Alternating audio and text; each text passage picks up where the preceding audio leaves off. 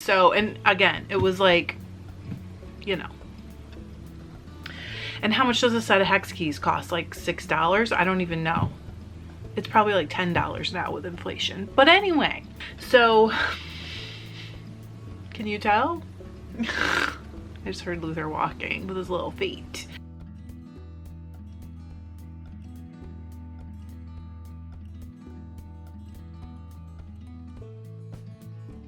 Hi, welcome to Fiber Love Diary. I'm Trish if we haven't met, and if we have met, welcome back. This is a channel where I document my fiber journey, and it has become an amazing community. Hope you'll join us. Other things we're doing is we have a Facebook group. There is a members area here on YouTube where you get extra stuff. I hope you'll join us, become part of the community, the friendships that are growing out of it, all the information, all the help everybody's giving each other, the welcomes. I mean, it just makes my heart happy. So you might see me spinning, weaving, dyeing, knitting. I do crochet occasionally. I don't know what else. What else do? I do stuff. I do stuff. Just lately I've been thinking, like, should I just turn this into a straight vlog channel? But the little tutorials that I do seem to help people. So I don't know what we're actually doing at this point. We're evolving naturally. This video in particular was requested. It's about my Hansen. Well, it's actually about my Woolee Winder. So this is my Hansen e-wheel. Some of you guys will recognize it if you've been here for a while. If you've come to the lives on Sundays, I spin on this a lot because it's very quiet, and also I do not have to have it right in front of me because because I'm treadling on the ones that need to be right in front of me. And when I am live, I have like a lot of equipment and stuff right in front of me. So if I try to squeeze a wheel in, it feels cramped. So this is easier to spin on during the lives. So you've probably seen it a lot. But I was having trouble during the Tour de Fleece because the way this thing works, quick rundown, is that as it turns, there is a gear, a small gear on the flyer that turns this big gear, and that big gear makes this, well, again, long story short, makes this little screw inside this arm turn, and that makes this little eye go back and forth. So as you're spinning, this little eye changes position and winds your yarn evenly over your bobbin during the whole process, if that makes sense. So I never have to change a hook. I never have to slide a hook. It's one reason why there's an electric wheel out there I wouldn't mind. But because I have to slide a hook, I haven't bought one. I don't want to stop. And also when you're plying, this thing will go forever. It's amazing. But I was having some trouble. This was coming down to like the end of the little screw and it was stopping. And I couldn't figure it out because when it stops, when this gets stuck, it also stops the gears and the whole thing stops drawing on. And I couldn't figure it out for a while. So I finally did figure out how that was all happening. And I needed to, well, I wasn't sure, but I thought I needed to take it out and clean it. So you guys asked me to film that process. I did it and it works great now. Everything is perfectly fine. Let's go through it. There are a couple spots in here where the camera didn't stay focused, or I didn't change the focus when I needed to, so it's slightly blurry. I think you still get a really complete picture of what you need to see in order to take it apart. I did not film the cleaning. You just scrub it down basically with soapy water, and then the putting back together process. So you can see the whole process, except for adding one little gear on, but it's very self-explanatory. This was not as hard as I thought it was going to be. It's like a little, it sounds silly, but it's a little nerve-wracking because you do feel like if I can't get this thing back together correctly, I'm going to have to send it in, and I don't know how much it's going to cost.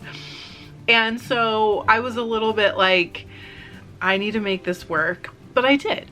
And you can too. And it didn't take much in the way of tools either. So John had everything.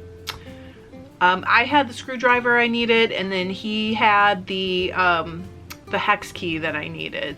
So let's get going. We're gonna take this thing apart. We're gonna wash it, scrub it down, put it all back together, oil it up, and it works great now. Let's do this. So here we go. And also John is trying to fix He's trying to fix my queen bee right there. It's still making noises. See where? I'm a failure. Stop! Don't say that. So there's a lot of maintenance going on right now. First thing you gotta do, if I've learned anything from John Clark, it's that if you're gonna work on something that has little screws in it, you put a towel down, because if the screw falls out, it just falls. It doesn't like roll anywhere, and he's really smart. So, and I've seen him do it a few times. So I put the towel down, and then I have this handy little hammer, and all I have to do is unscrew my little Phillips head screwdriver that's inside it, because you know, and unscrew this small screw. It's little and it looks like this. To hold it, I put it inside the gear, and that will also tell me which way it goes on. I don't think it matters, but just in case it does matter, I don't want to mess it up. So the next thing you do is you take out this eyelet. This is the one that goes back and forth. It is held in by a little tiny set screw. I know this is not ideal, but you need a tiny little hex key for it. This is a 0.05 inch, so it's really small. And let me show you up close. There is, let's see. So in here, in this groove, there's a little tiny set screw, and you have to use your hex key to loosen it, but you don't want to take that screw all the way out because it's so small. So you just put your hex key in, and they say go 1.5 turns. So hang on. So that's one, and here's another half. And then after you do that, this should just pull out, and you've got your eyelet out. After you take out the eyelet that goes back and forth, you do need to tighten that set screw down again or it won't come out. And they come with a, they call it a screw handle. I cannot find mine. I bought this used, so I'm not sure if it even came with it, but John found me a screw that would fit in there. And I'm supposed to be able to just pull this out. I know why I can't get it out. I have to take this out too. Okay, then you also need to take this eyelet out. It just unscrews. It's really easy to take out.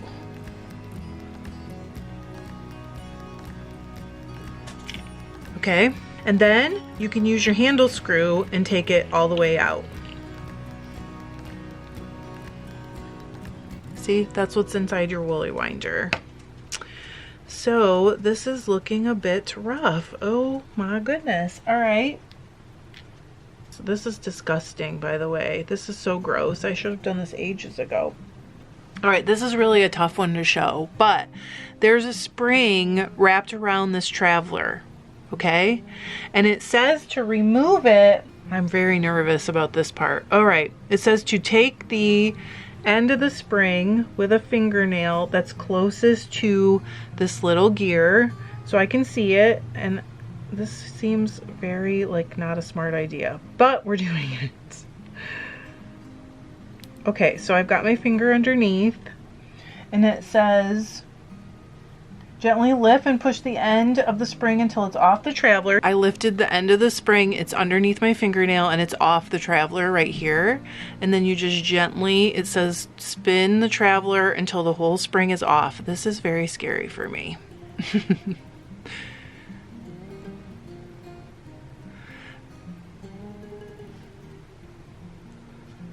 I don't have it all the way off yet, but it's almost there. Okay, so I got the whole thing off. See?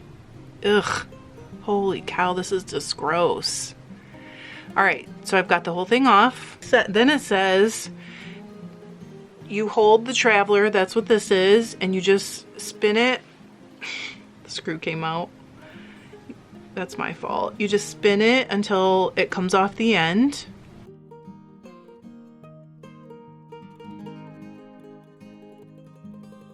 All right, and it says when you get to the end, the pawl, so the pawl, again, it's going to be hard to see, is that little, I don't know, it kind of looks like a screw head. It lifts.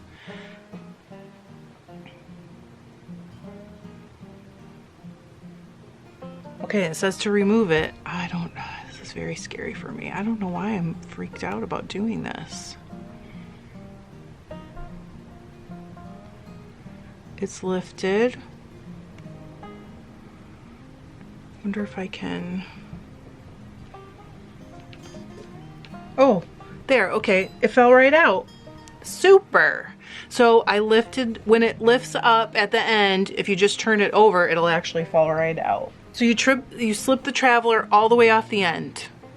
I'm scared I can't get this back together, but we're gonna do this together. So I'm gonna clean all of it, and it says an old toothbrush will help remove any foreign matter. So I am gonna take this. All of these things need to get cleaned, is what it's telling me. All of it. And I'm gonna clean the spring as well. So I'm gonna take this in with a toothbrush and some hot soapy water, and I'm gonna clean all of it, and we'll be right back.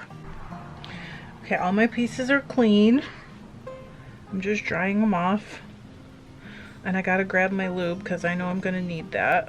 So now we're gonna reassemble it. Wish me luck, because this is what I'm afraid of. First, you're gonna take your spring. Remember our spring?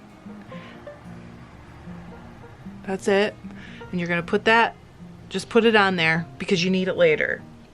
Then you're gonna take your traveler and you put that on, but you have to make sure that this little hole with the set screw in it goes on first, okay? So you put it on just like that so that the set screw hole is closest to this little smaller gear. Next, let's see, you're supposed to position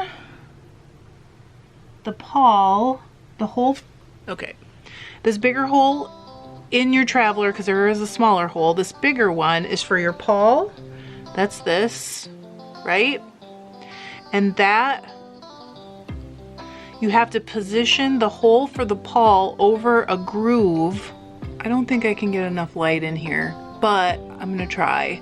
You need to position this hole so that you can see a groove, because this pawl is what's gonna track into the groove, and then you just drop this in just like this.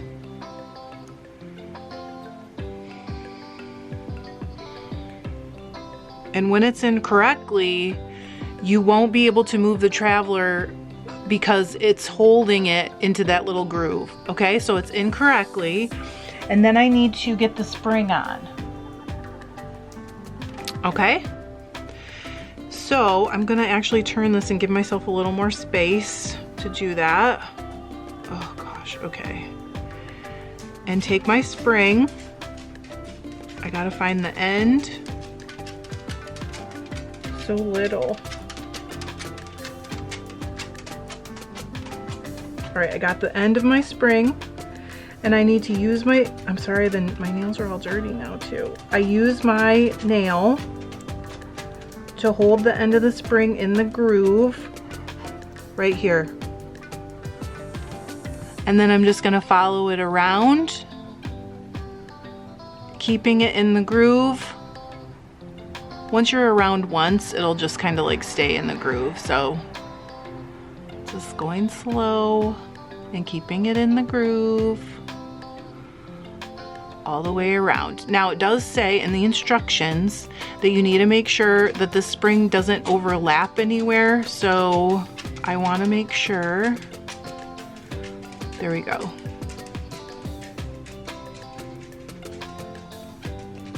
And you just guide it back into the groove. I thought this would be harder, this part. It's really not too bad at all.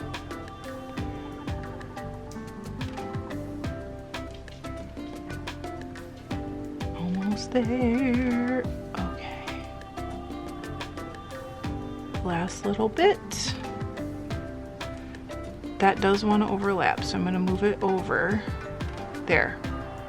So now it's smooth and flat, and it's going through the groove. And then also, if I spin this, see how it moves? That should happen. And you should not be able to just pull it back and forth. It's like stuck. That means it's in the groove and it'll travel properly, okay? We're doing this. They do not give a name for this. This little cap will go over the end. We'll put this back into the arm.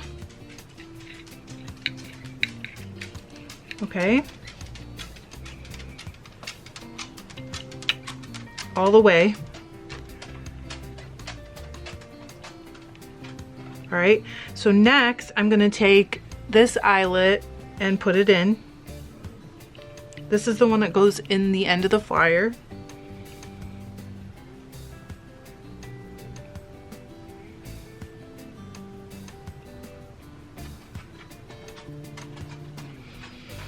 Then I need to spin this. Actually, let's use this handle screw. I need to spin this so that I can, there we go. See the set screw? There it is. Next you have to loosen the set screw again so that you can put the other eyelet in. So I'm gonna go 1.5 turns. So then this little eyelet goes in the end of this, and then you will tighten that set screw again. You can actually see a little groove.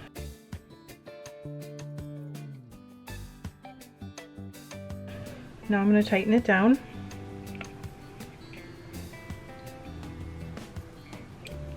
Okay, and then all I have left to do is put on the large gear, just the exact same way I took it off.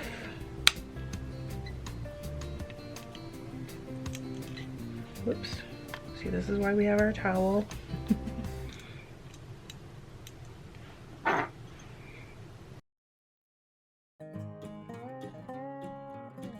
Okay, so I've put back on this gear, that's the last step, and then I'm gonna drop a couple drops of oil on the traveling rod. That will make it oil itself as it goes back and forth. Let me grab my super lube. There was a lot of gunk on here that kind of surprised me, and actually, according to the instruction book, this is not something you should ever have to do. And I've had this thing for 6 years, just this month actually, and I've never done it before. And I've never needed to. I almost forgot to put this little cap on. That could have been bad. This is what I use on all my wheels, and actually they sell this on the Hanson Crafts website. John got it for me though from Amazon. He was like, I think this is what you should use, and then we saw it on their website. So you can buy it there too, or Amazon. I'll link it. It's done. In order to get your little screw handle back out, you just hold the gear and then it will unscrew really easily if you don't drop it on the floor. So thanks for joining me. I hope this helps you if you have a Woolee Winder. I actually have 2. I was considering maybe taking my second one apart and cleaning it, just because in my mind now I'm thinking like, how bad is it in there, because I had no idea that this one was as dirty as it was. So I may go ahead and do that, but now I can and I won't be scared. I hope you guys have a great week. I will see you soon, and I hope you're having fun spinning and weaving and knitting and doing all the things that you do. Thanks, I love you, bye.